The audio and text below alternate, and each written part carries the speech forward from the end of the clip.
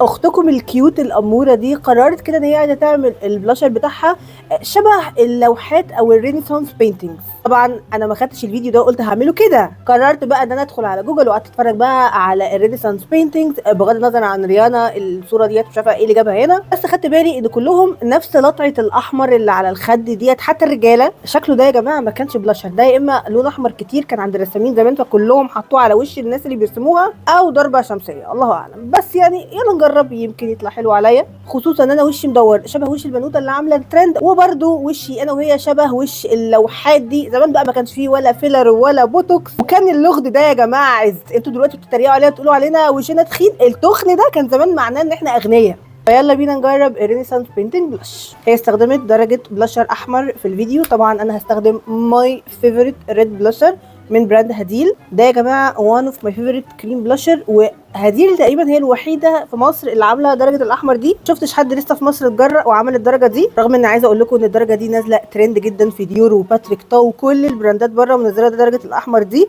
هدير سبقتنا وعاملاها بقالها مثلا سنتين.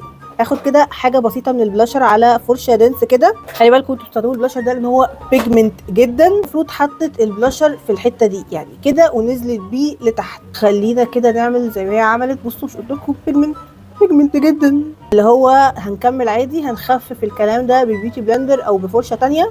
بيوتي بلندر فيها بواقي من الكونسيلر اللي انا اوريدي استخدمته، وهخفف شويه لان هو المفروض ان هو يبقى خفيف.